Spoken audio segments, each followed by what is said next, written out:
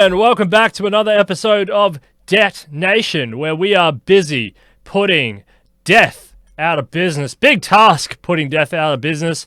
But first, before we cross over to good friend Jose Cordeiro over there in Madrid, Spain. Lots happening in Spain. We'll get a news update very briefly. Want to thank our sponsors. First, we'll thank Thrivous, Geoprotectors, and Nootropics. You know the deal. $5 all the way up to $160 worth of free geoprotectors and nootropics if you want it by sharing the link around. The rules are in the description. Thank you to Lincoln Cannon over there in Utah, and also thanks to I Am Transhuman David Kelly for sponsoring this episode. His fantastic I Am Transhuman campaign. New posts all the time on that website, so go and check that out. Jose Cordeiro, hey, how are you going? Happy birthday, sir. You are younger this year than you were last year, right? Well, that's my hope. Even with this coronavirus, and in solidarity with my friends, I'm wearing this mask, and I am not shaving for 20 days of quarantine. In Madrid, we have had 20 days of quarantine, and this will continue. We don't know for how long, and the situation is very tragic. After Wuhan in China, the epicenter of the crisis moved to Milano in Italy, then to Madrid in Spain now, and it is moving to New York City. New York will be the fourth largest epicenter of the pandemic after Wuhan, Milano, and Madrid. So this is truly a world problem, and we are working against that and against all diseases, including aging. Remember that we consider that aging is a disease, but fortunately, it is a curable disease. Absolutely, and you know that's what we've been saying here. We've been coming up with lots and lots of solutions to cure aging, because you cure aging, you put aging at the center, you knock out a lot of those diseases straight away. And you know, people are waking up, Jose. People are waking up slowly. They're getting the message that aging is the big killer disease that's out there. But you know, the one bright spot on this COVID-19 pandemic is that people really are thinking about human health more in a more positive way. They're thinking about hospitals. They're thinking about patient care. They're thinking about ICU units. They're thinking about future shocks and how to prepare. And, you know, this is a really positive thing that has come out of a very tragic event. You know, sometimes we learn our hardest lessons out of tragedy, and I think the lesson is getting learnt as we speak. So, you know, I am happy that we're going to learn that lesson, because not in the way that we had to learn it. You know, it would have been much better if we didn't have to learn this before. But we are going to learn the lesson, and we're going to invest more now in future-proofing ourselves. So that is fantastic. And I can see you have your mask there. Are you safe, sir? Are you quarantined and you're safe and everything's all right? Yes, yeah, actually, it is a horrible quarantine. It's a complete lockdown of all of Madrid and basically all of Spain. But hopefully we are getting to the peak, and then it will stabilize and go down. That is our hope. However, I'm also optimistic when I look at this long term. Let's talk about some other pandemia, like AIDS. If you remember AIDS, when it appeared in the 1980s, it was the perfect disease, because if you got it, you would die, because it destroyed the immunological system. And it took years to sequence the genome of the virus. It took actually over 2 years. And at the beginning, it was a fatal disease. You would die, and there were no treatments. And it cost millions and millions of dollars, the first treatments. Right now, it only costs about a few $100s in the developed countries, and even less in some poorer countries like India or Brazil, which is tens of dollars, not hundreds, and certainly not millions of dollars. This was in the 1980s. Let's talk about SARS. SARS, almost 20 years ago in 2002, 2003, it was sequenced not in 2 years, but in 2 months, and the pandemic was contained. Right now, for COVID-19, It was sequenced in only 2 weeks. Incredible, 2 weeks.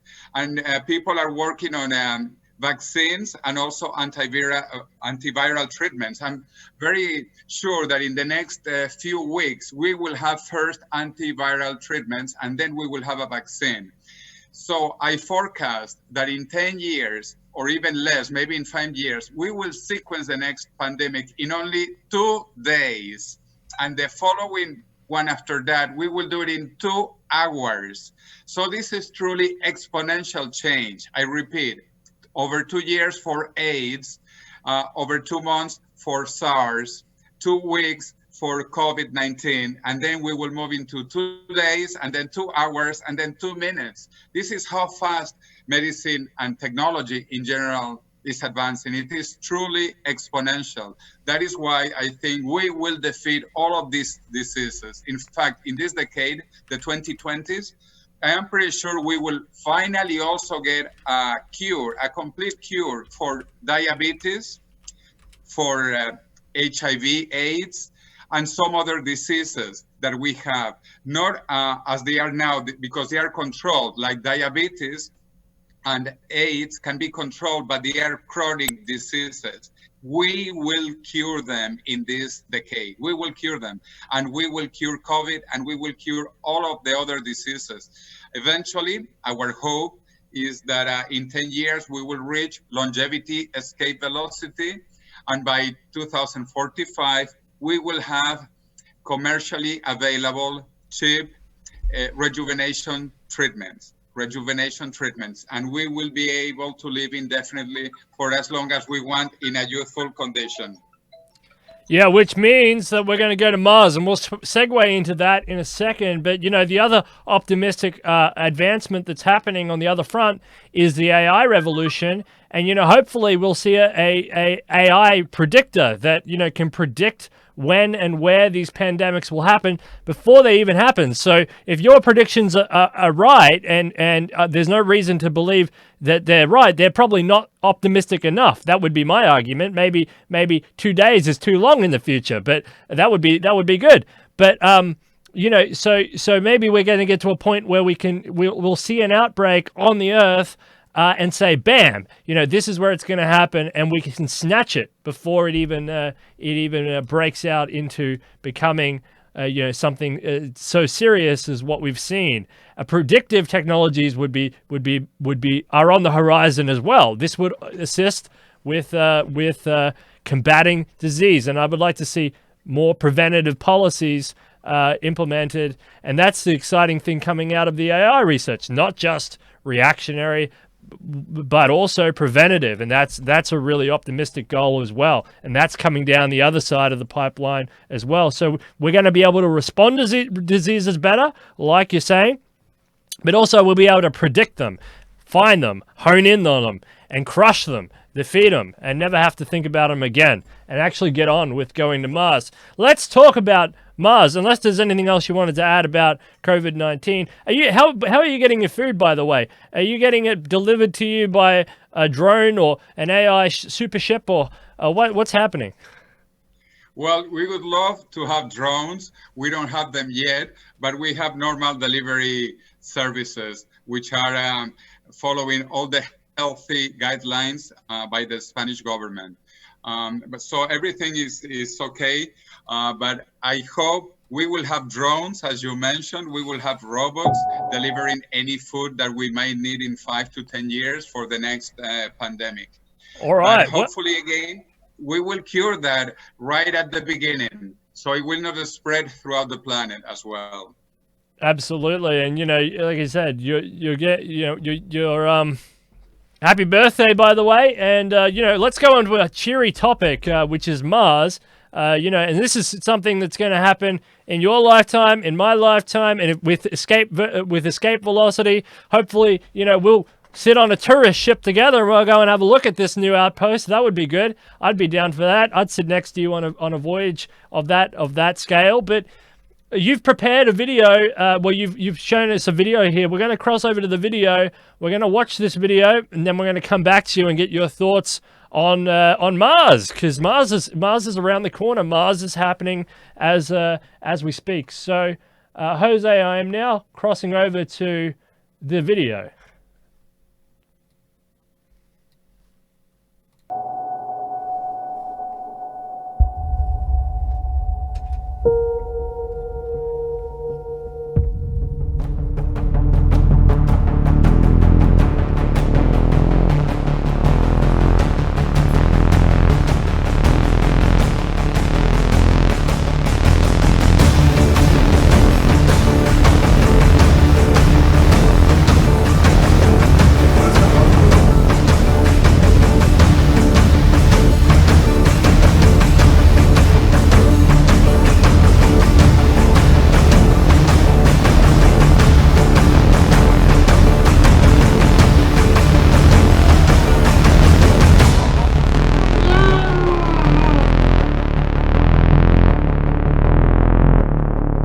It was fantastic, experiencing 3 days on Mars and now landing back safely alive on planet Earth. Una aventura, sinceramente, algo totalmente diferente de lo que puedes encontrar fuera en el día a día.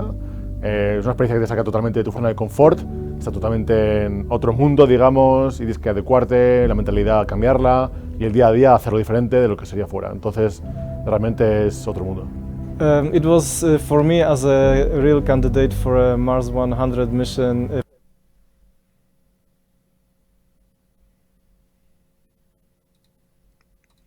Oh no.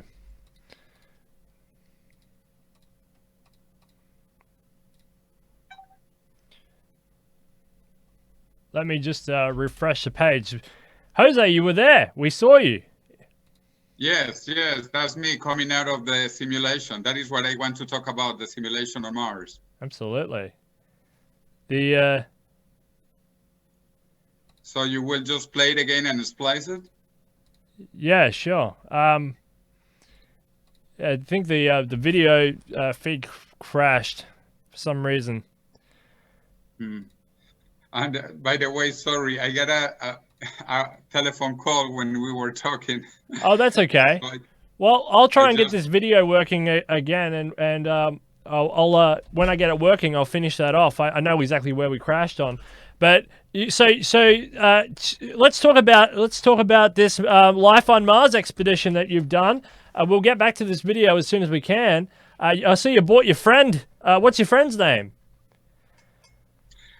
He's Martian. He's the Martian, the real Martian. And I was for 1 week on this Mars simulation, 3 days on the ground and 4 days underground, because actually it was on a cave. Mars is full of lava tubes, which were created by volcanic activity millions and millions of years ago. And these are relatively safe places in order to protect ourselves from radiation. That is why most people believe that the Mars colonies in the future will be in caves. And you have the example of this dome behind me, which was my home for 4 days on this Mars simulation. And we truly had a complete simulation of everything, even when we got inside and outside the base, the Mars base, which name was Ares, which is Mars in Greek. Ares is the Greek god of Mars, of war. He's red. That is why also Mars is supposed to be red. And the base, the space base was called Ars Station. In fact, we have our clothes here, and they say, as you can see, well, Astroland is the initiative, and we have our equipment here. This is to check our physical body conditions, our parameters, our breathing, our heart rate, and also telecommunications with the base. And then, yeah, this is our station.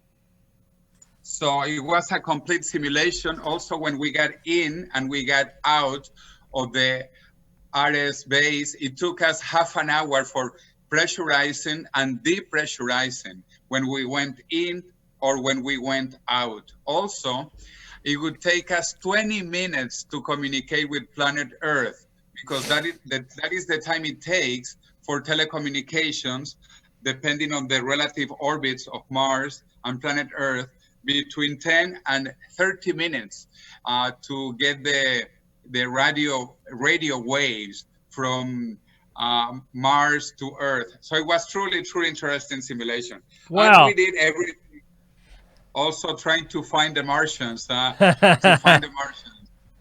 I'd like to be a xenobiologist or some sort of archaeologist or something and explore all those ancient space, those ancient space civilizations that are up there. I bet you're going to find something, at least a fragment of something. Hey, I could probably get this video back up.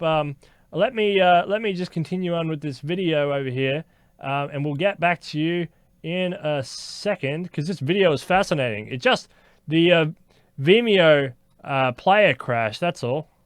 La mentalidad cambiarla y el día a día hacerlo diferente de lo que sería fuera. Entonces, realmente es otro mundo.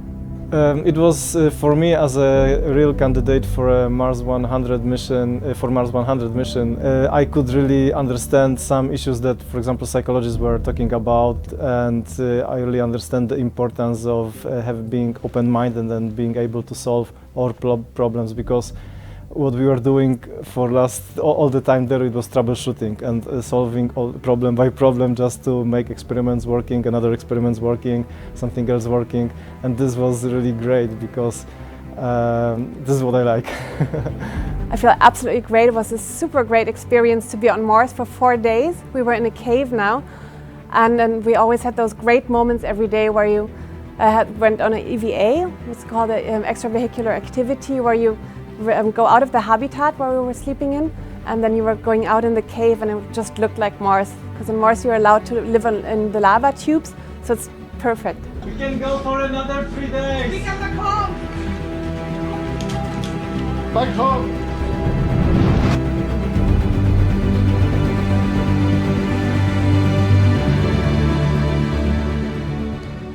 Astrolandagency.com. Very, very, very, very cool. Jose, that's amazing. You're doing a service to humanity, you and your team. So you went down to this cave for 4 days. It simulated what it would be like to be living on Mars. 4 days doesn't tell you. It tells you a lot about yourself, but I mean, it's not a year-long experiment where you really test the psychology if you want to kill your teammate or not. But in your short 4 days, how did you find that? It was dark. Obviously, that's kind of off-putting. You're always looking around, trying not to stumble and fall. What was it like going down there in the dark? Is it cold? Is it hot? I mean, what's the temperature like? What's the communication with your teammates like? What does it feel like to be disconnected from resources, i.e., Earth? Tell us everything. This is amazing, Jose. Yeah, it was an incredible experience. 1 week, as I mentioned, 3 days of training above the ground and 4 days underground in the cave.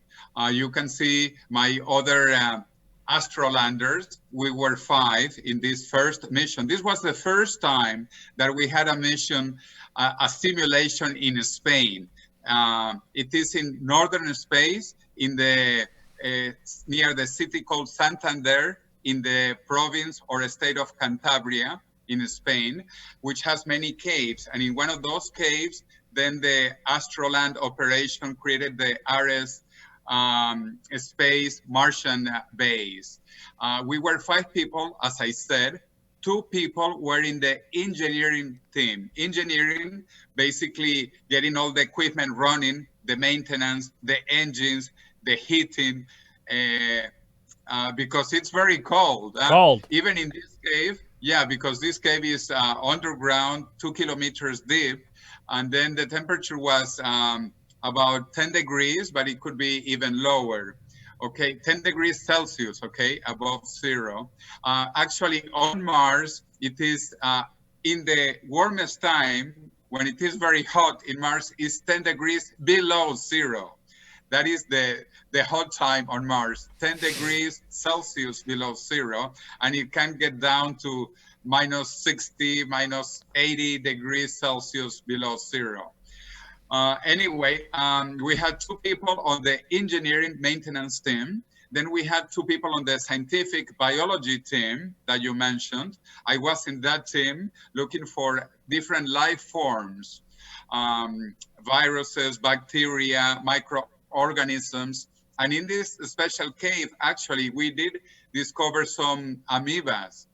We call them astroquadrulas because they have like a square shape, and because they are from the Astroland mission, we call them the astroquadrulas, and we are going to publish that as a scientific paper of a new life form found on these caves in Spain.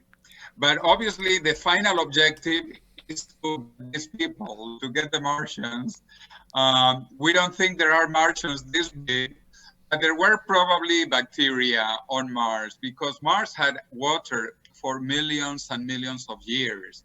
So it is very possible that we will find the fossils, the remnants of bacterial life.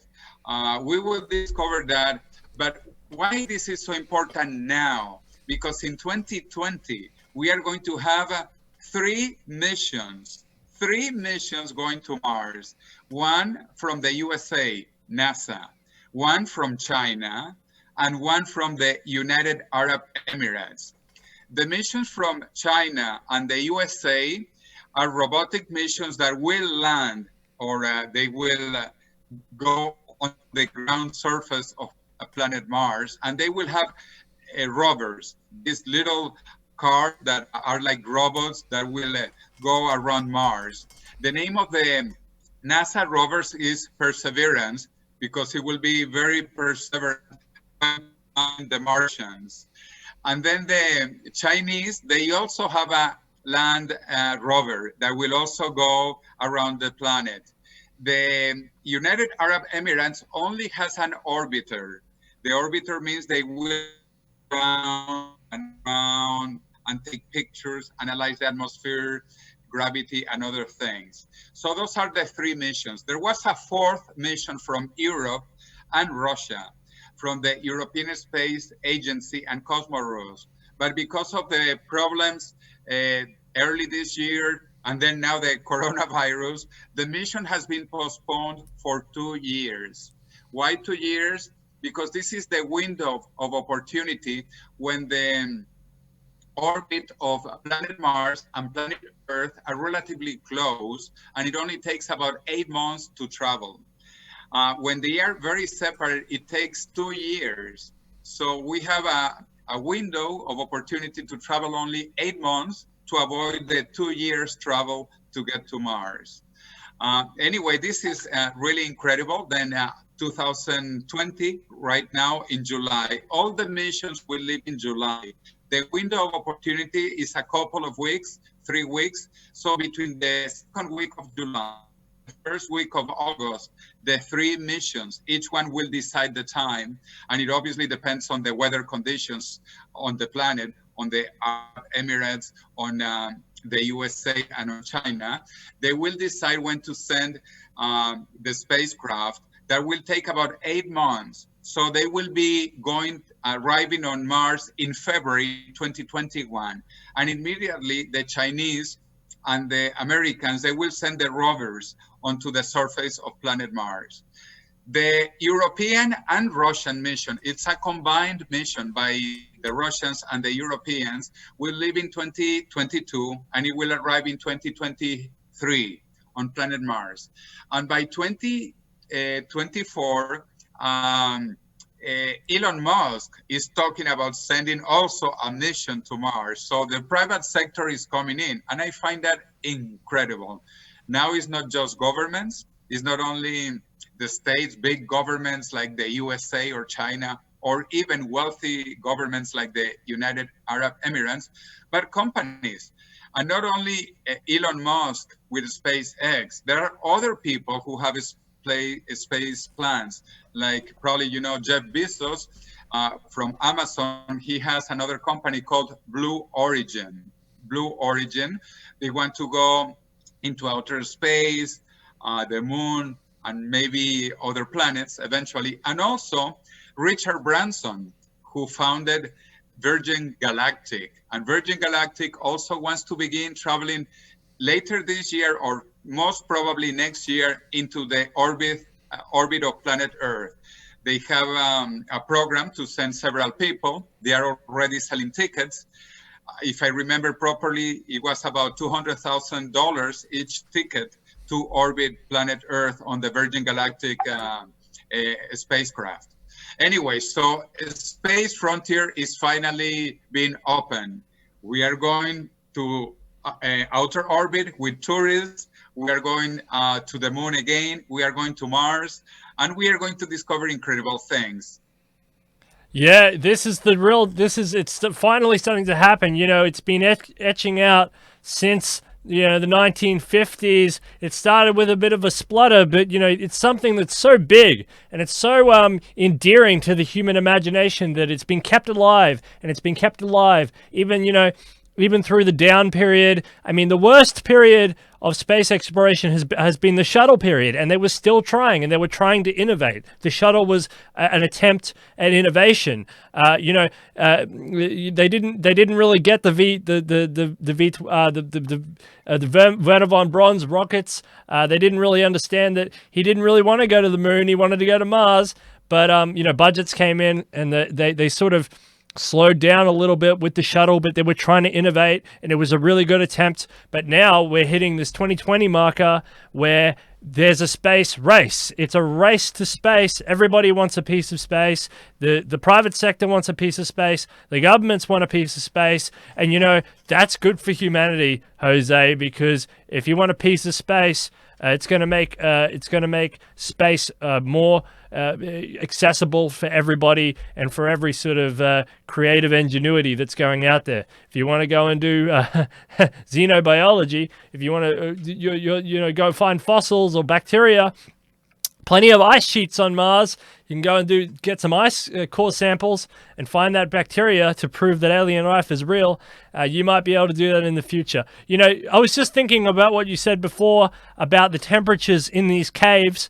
Do you think that they will have to make these sorts of experiments that you went on in the Arctic or in a cold region to make it more realistic so that you can get those real temperature effects? If you're talking about you were in plus 10 degrees, if you want to do those minus 10 and below, would a more realistic cave experience be in a cooler region of the Earth, in the north, closer to the North Pole or the Antarctic?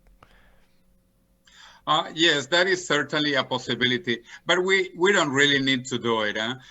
We already know how it works. There are many missions right now from many governments, many countries, both in the North Pole, but mostly in the South Pole of planet Earth. So we are accustomed to those temperatures. So I don't think that is an issue. And as I mentioned, the manned missions probably will start in 2024 if Elon Musk has it right. But even if it is not 2024, it will be 2026 or 2028, thinking about this 2 year of orbit synchronization between Mars and Earth.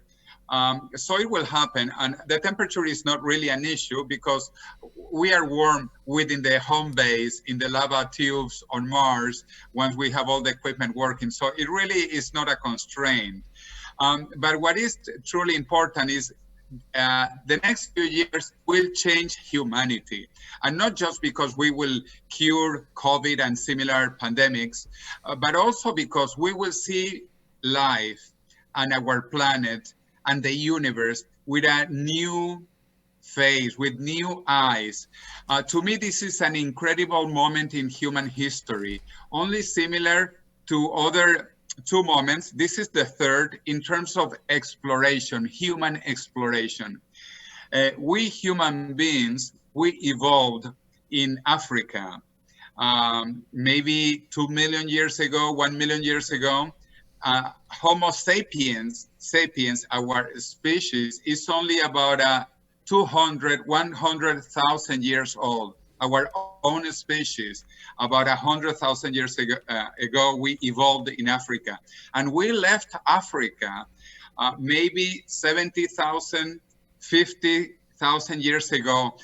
And that was monumental. That changed what humans could do. When the first humans left Africa and began conquering the world, that must have been an incredible moment.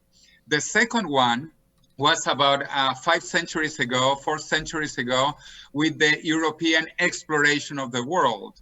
Imagine when Christopher Columbus and the Spanish and some Italians came from Europe to America. That changed everything. We actually could prove that the world was round. And then the Spanish, Magallanes and Elcano, they traveled through the Pacific Ocean and they truly discovered that the world was round, and later found the Philippines and Australia. Well, actually, they were not found. They were always there, but Europeans did not know about them. And certainly the Aboriginal people of the Philippines, Australia, New Zealand, Indonesia didn't know about Europe. So that was an incredible moment in human history. Well, the third moment is now. We are going to colonize Mars and the moon. We will have human colonies living there in the next few decades. And this will change forever how we see life, humanity, and planet Earth in the universe. And actually, Neil Armstrong said one of the most incredible phrases when he stepped on the moon for the first time on July 19, 1969. He said, "A small step for a man, a big leap for humanity." And this is what is happening now. We are going to see all of humanity with new eyes, all of evolution, all of life, the universe, the future, the past, nations. Actually, we will see there are no borders. When we look at planet Earth from the moon, or even from farther away from Mars, there are no borders. And global problems require global solutions, like COVID. All these pandemias require global solutions because they are global problems. So this decade, the 2020s, are absolutely marvelous, absolutely incredible. And I am so thrilled to be alive and to have participated in the very first mission in Spain to simulate life on Mars. And this is only the beginning. There will be many more simulations now, not only in Spain, but in many other countries, to get us prepared to go to Mars, to go to the moon, and to see the world and evolution with a different eyes. I love that, and that is a very inspiring speech, and I thank you for that. That was very, very inspiring. And, you know, I agree. I feel like humanity, I feel the same as you.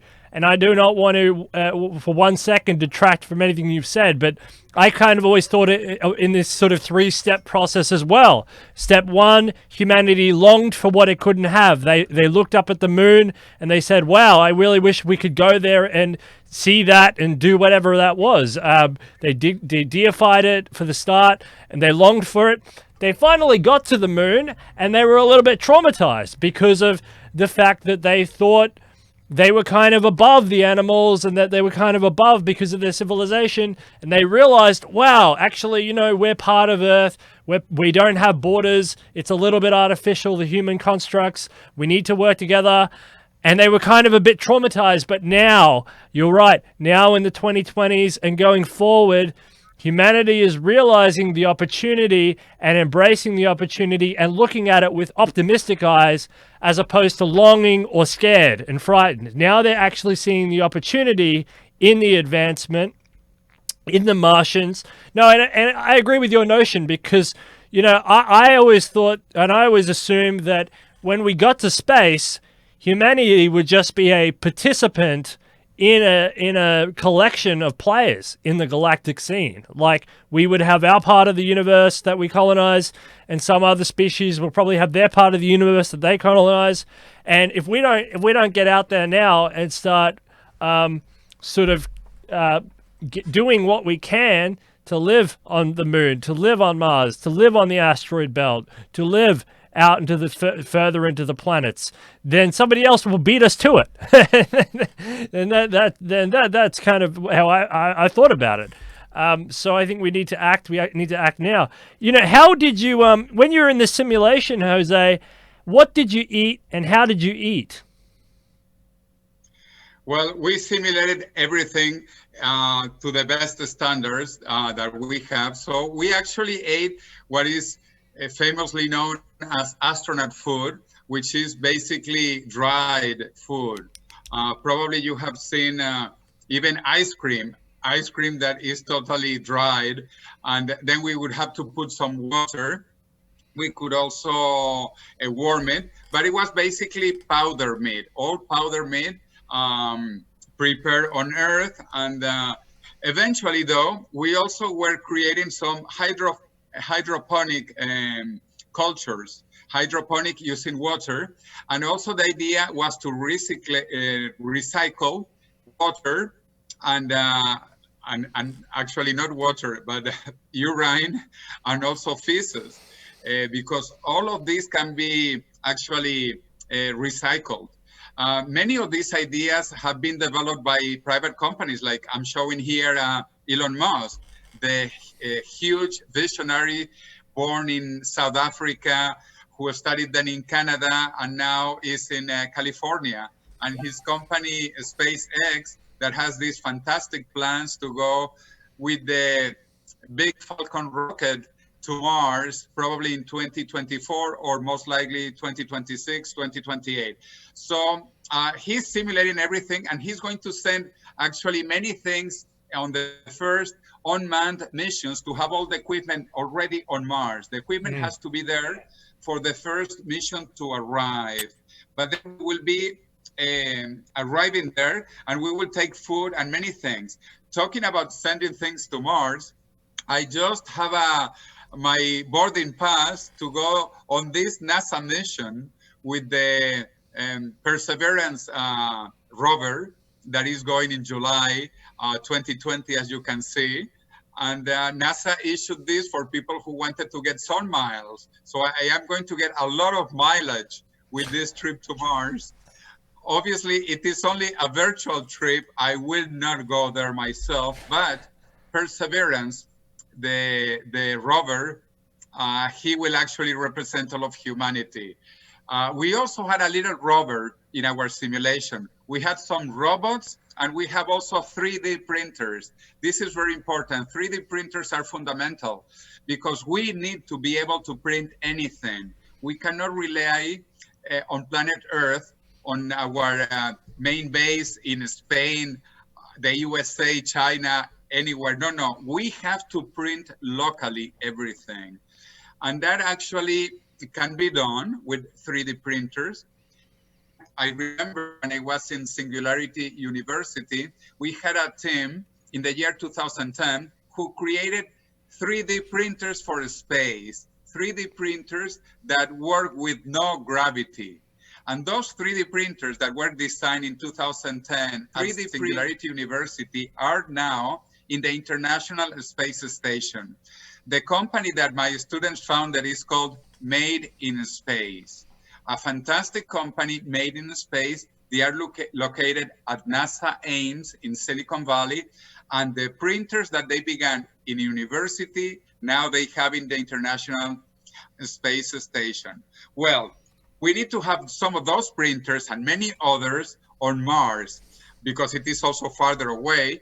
And it is incredible because if you are going to design a piece that you don't have, we can send by email the design of the piece. We can send as an attachment over electronic mail, and then we will print it locally. So we'll just call the base here on Earth and say, we need the design of any piece, or we need something that you have already. Tell us how to do it, and we will 3D print it locally.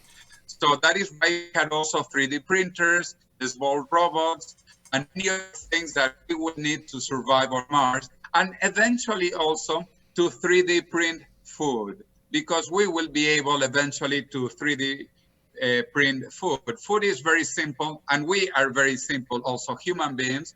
Our biology is very simple. We are almost made of water, as you know. We are about 70% water. We are water bags. And then the other elements that we have besides the hydrogen and oxygen of water, we have carbon, obviously. We have nitrogen and some other elements. So we are very simple, chemically speaking, and we will be also very cheap to maintain once we 3D print our food. We will have atoms of carbon, oxygen, nitrogen, hydrogen, which can be found on Mars. Because remember, we also discovered that there is water on Mars, and there is also water on the moon. These are incredible discoveries of the last decade. We know there is water, frozen water. Some of it is underground, some of it is on the poles of Mars and the moon, but there is water.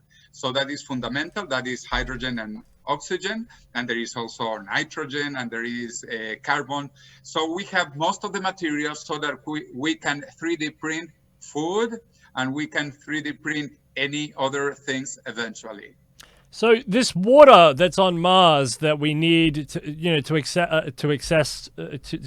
that we need to drink, what's the process of extraction? Do we just melt it? How do we harvest that water? What do you find it? How do you harvest it? Obviously, Mars is further away from the sun, so it's probably going to be frozen. But what's the mechanism of harvesting that water?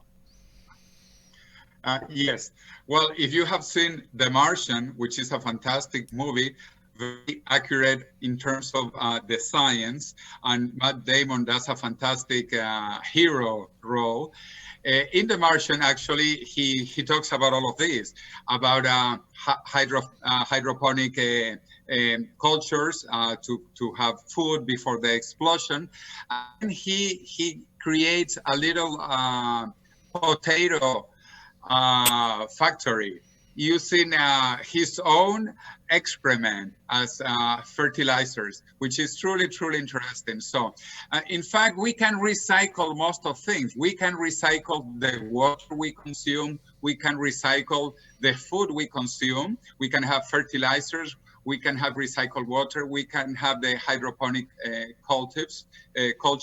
But again, going back to the water that is locally available, yes, we would have to mine for it because it is in a solid state, it's not in fluid state, so far as we know now. Maybe underground, deep underground on Mars, because the core, the central part of Mars is much hotter.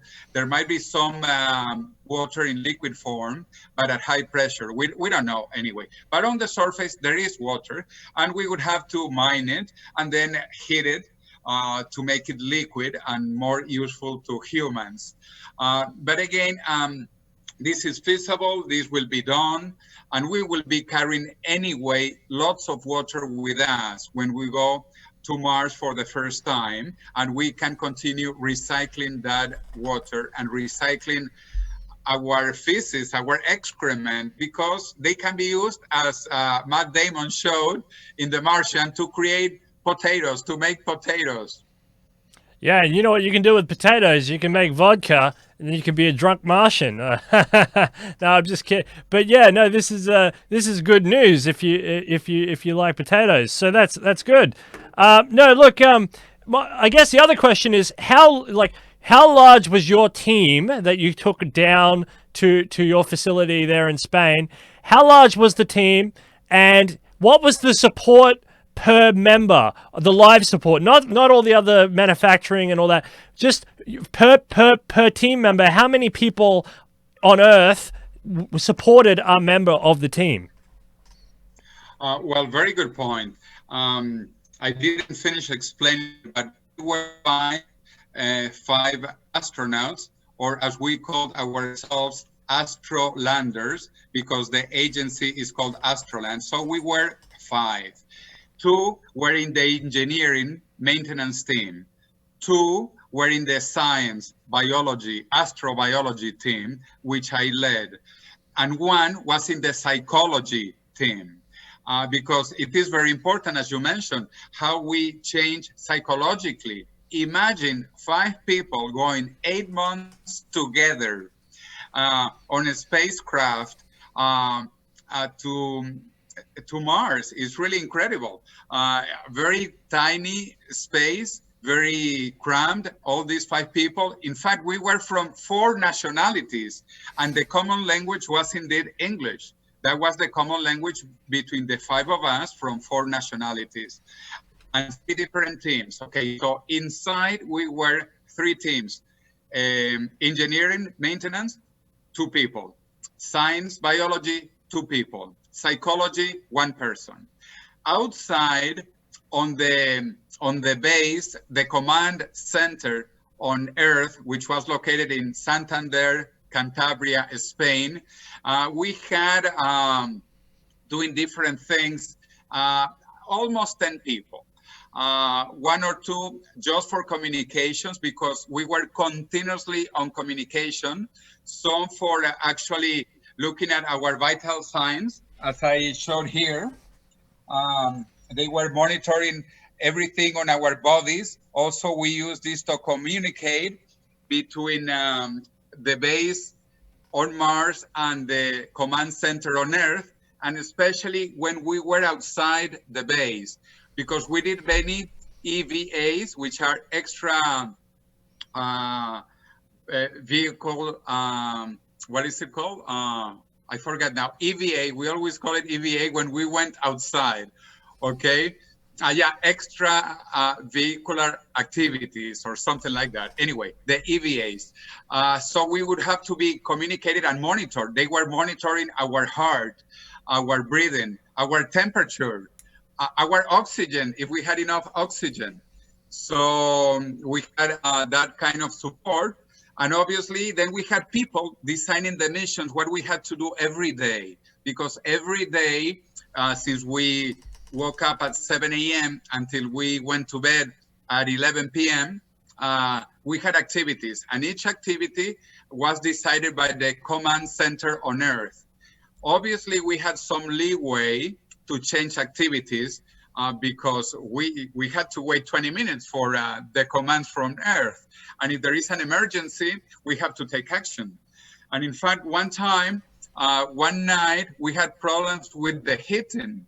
The heating stopped. We were like 6 hours without heating. On Mars, we might have died.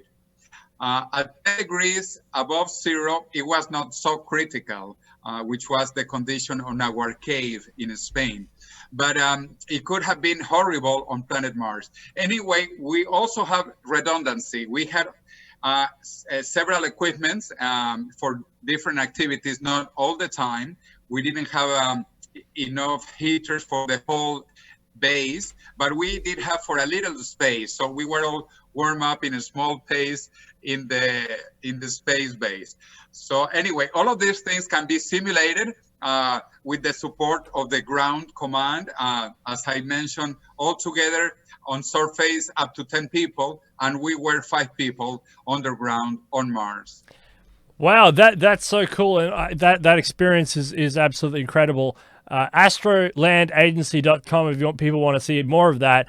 So if you took 5 people up to Mars today, and let's say they stayed there, and you sent another 5 up, would that mean that the team on Earth would have to grow to quite a large team, or could it stay as quite a small niche team? I mean, what's the growth rate as we build communities on Mars to support larger and larger community sizes? Obviously, with 5 people, it's not that big. It is relative, but as if we had a community, let's say 50 people on Mars, how many people on Earth are supporting 50 people on Mars? Well, actually, it doesn't grow exponentially and on relationship to the population on Mars or on the moon. It is basically a command center. You can see it at NASA, which is very famous, or even at the European Space Agency. You have a group of dedicated people. Also, thanks to artificial intelligence and automatization and robotization. Basically, you can just monitor many things from one control desk. So you don't need to have that many people monitoring that many people. It can be centralized, it can be standardized, it can be automatized, it can be digitized. So we don't really need that many people monitoring from planet Earth overall. Also, eventually there will be structures created on Mars. So the control will be more local. It will be based on Mars, not on planet Earth. Especially when the colony begins growing and when we begin terraforming planet Mars, which is what I have on my back. You can see planet Mars going from red and a bit complicated, very cold and not habitable, because also Mars doesn't really have much of an atmosphere. It almost basically has no atmosphere, which is a problem. So we need to create the atmosphere like it was created on Earth. The Earth also did not have an atmosphere before the first cyanobacteria, about 3.5 billion years ago. So bacteria created the atmosphere of planet Earth, and we can have some bacteria to create the atmosphere on Mars and other mechanisms also. So Elon Musk has talked about that a lot, and many other people, how long it would take to terraform Mars so that we can be living without space suits, because having a space suit is complicated. You can see us on space suits is not really quite convenient, also because they are very heavy. They are quite heavy. We had equipment on us, especially on the head, because of water reservoirs, air reservoirs, electronic equipment, communications equipment, and so on. Basically, the spacesuit was about 30 kilograms. So that's a lot of weight, 30 kilograms. If we terraform Mars, we will not need any of that, and it will be much more pleasurable to be on Mars. Yeah, and that's what we really look forward to. I guess my last question is just, why Mars? Why are we worrying about Mars? It all seems too far away. Why don't we concentrate on the moon? Moon-Mars debate. Is there a debate? Why is the world heading for Mars? Is the world heading for Mars? And is the moon got any play, any stake in the game? Well, actually, again, because now we have a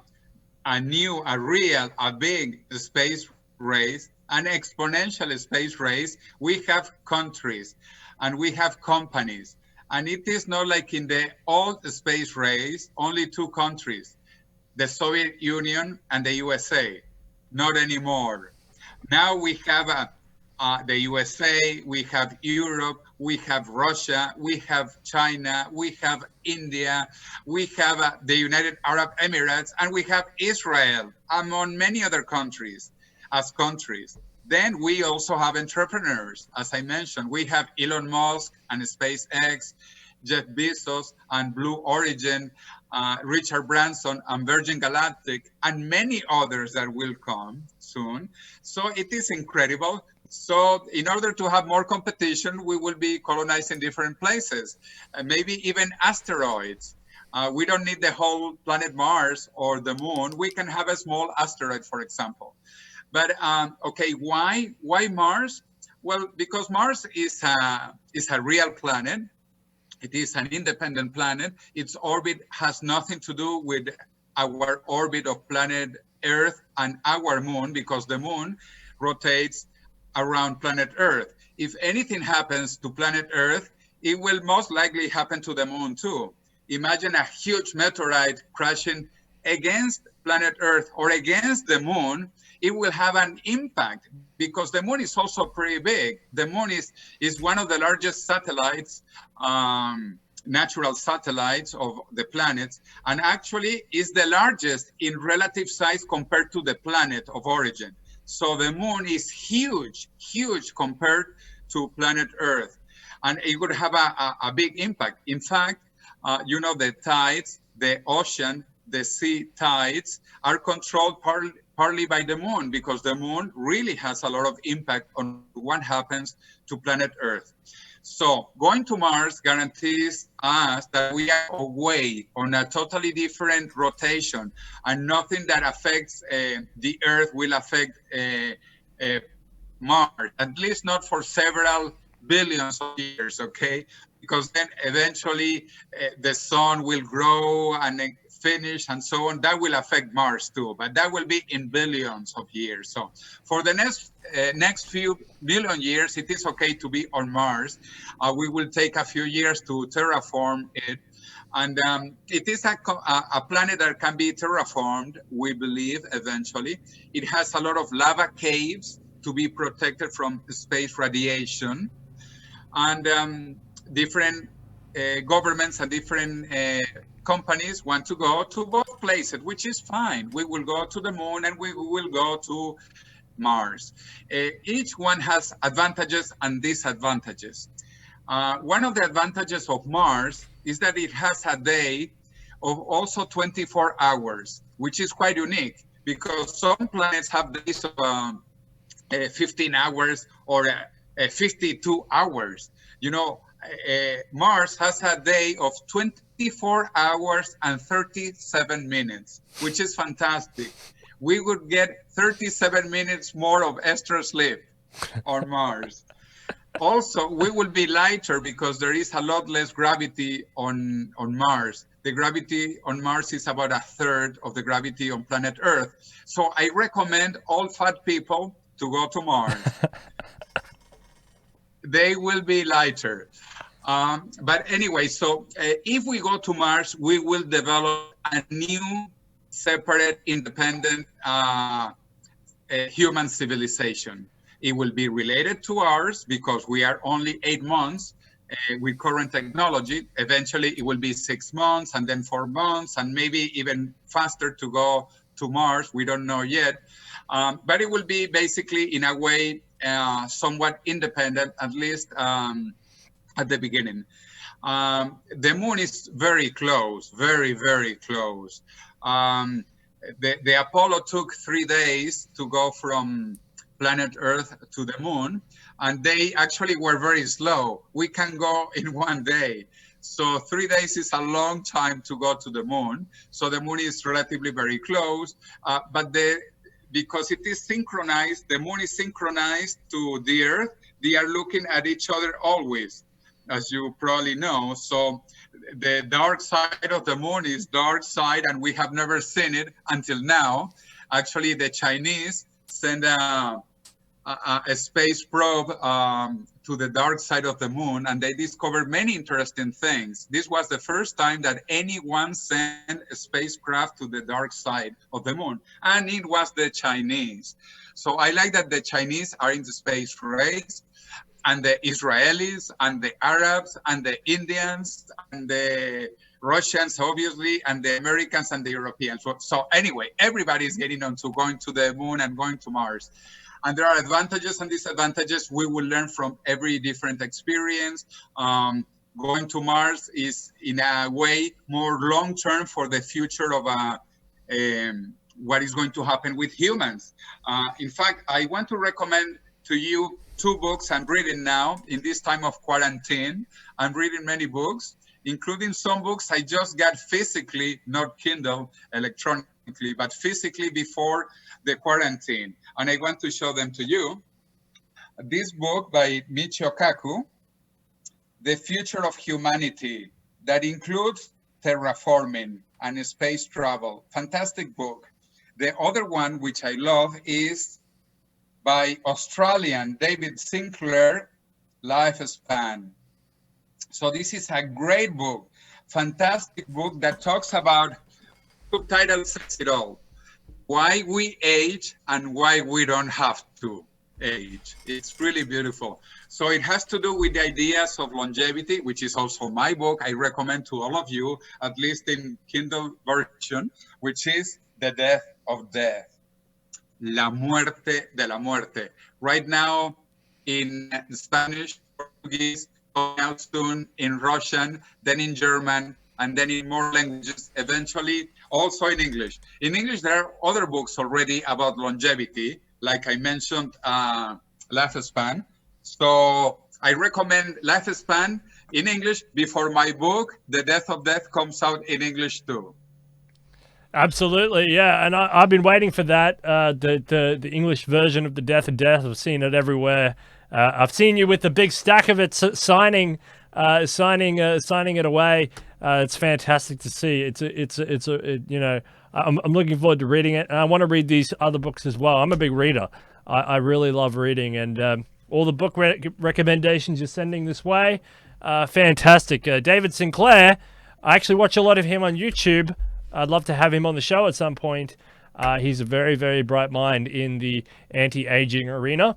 We love the anti-aging brigade. They're doing really wonderful work, And I want to see the moon. I want to see the Mars colonization. I want to see what happens. I want to see it. So if I get old and die, I'm not going to see it. So I want to see it. So it's really important that we also stay on the science front, the longevity front, the health and lifespan front, and we got to earn our sun miles while we're at it. That's right. And actually, I do plan to go to Mars and go to the moon and then other planets, because the moon is too close. Even Mars is too close. It's only 8 months with current technology. That's not far away.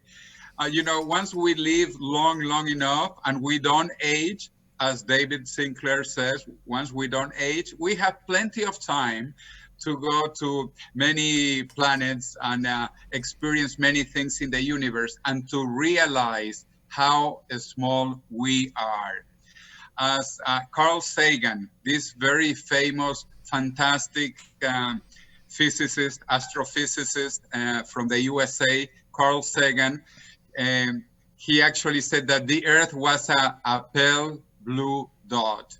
This is what is planet Earth. It's a very tiny bit of dust in the universe. Actually, we are made of dust, but star dust. We are star dust, and we will go into the stars. And this is happening now. It is time to be excited, to stay healthy, to survive coronavirus and any other thing that we'll get in the future, like aging. Forget about aging. We will cure aging by 2045, according to my friend Ray Kurzweil, and what other people think, and what I write in my book, The Death of Death. So the time is coming. So we have to accelerate this. In fact, the sooner it happens, the better, because every day, 100,000 people die of aging, of age-related diseases. Every day, 100,000 people. It's incredible. I know people are worried about COVID, but that's nothing compared to 10,000 people every single day, after day of aging. So we have to cure aging.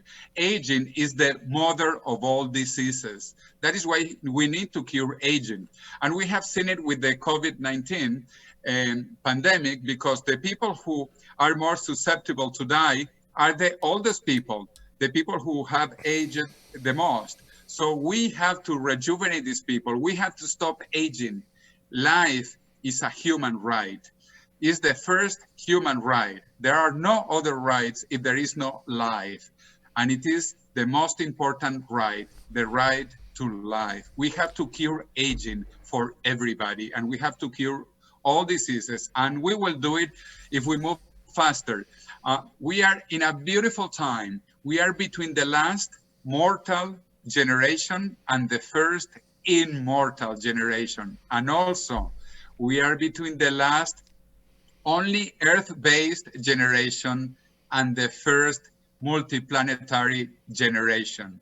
This is an incredible time to be alive. It's so incredible, you're right. And, it's so transformative, and it's a surreal experience. I can't believe that this is actually happening to us. 6,000 years of civilization, or 10 arguably if you add on agriculture, and it's built up to this. And we need to do it, and we need to do it right, and we need to do it now.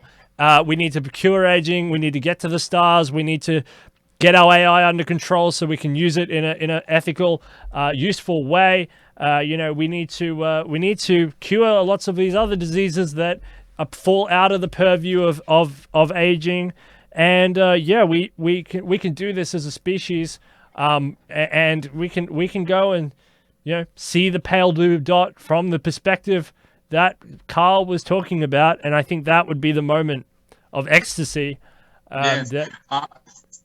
Since you mentioned artificial intelligence, one of the things I like to say is that I want to be more intelligent, either naturally or artificially. So I am not worried about artificial intelligence, but I am worried about human stupidity. Yes. Human stupidity. Yes. Because we humans are actually very stupid naturally. But anyway, get ready for a fantastic future, because in the next 20 years, we are going to see more technological changes than in the last 2,000 years. I repeat, in 2 decades in the future, we are going to see more changes than in the last 2 millennia in the past. This is an incredible time to be alive.